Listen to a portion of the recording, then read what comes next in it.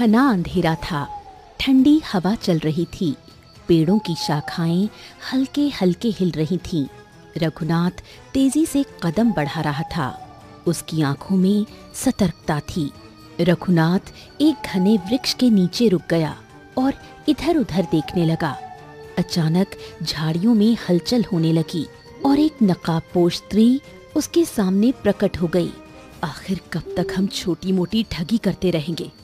अब वक्त आ गया है कि हम कुछ बड़ा करें, बहुत बड़ा। हाँ, चिंता मत करो, मेरे दिमाग में एक योजना चल रही है। अगर ये सफल हो गई तो हम इतना लंबा हाथ मारेंगे ना कि जिसकी किसी ने कल्पना भी नहीं की होगी। हाँ ठीक है, फिर मुझे उस दिन का इंतजार रहेगा, लेकिन इस बार गलती की कोई गुंजाइश नहीं होनी चाहिए। इतना बोलकर नकाबपोश स्त्री झाड़ियों में वापस चली गई। रघुनाथ नगर की ओर बढ़ गया। रघुनाथ की दुकान पर महंगे आभूषण और रत्न सजे हुए थे, लेकिन ग्राहक बहुत कम थे। रघुनाथ हिसाब किताब में डूबा हुआ था। तभी उसका मित्र धनीराम अंदर आ पहुंचा। अरे अरे अरे रघुनाथ, ये क्या? बाजार में भैया रौनक बढ़ रही है, लेकिन तुम्हारा चेहरा ये बुझा बुझा सा क्यों लग रहा है? हाँ, क्या बताओ मित्र, व्यापार में घाटा हो रहा है।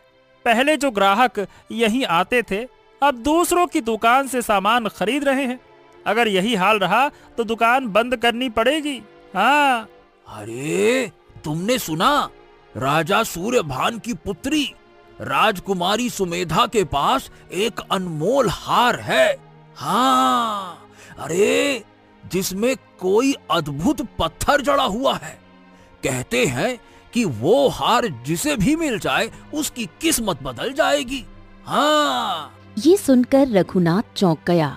उसकी आंखों में चमक आ गई। अरे वाह, ये किस तरह का हार है? क्या सच में ऐसा कोई चमत्कारिक आभूषण हो सकता है क्या? हाँ हाँ हाँ, बिल्कुल हो सकता है।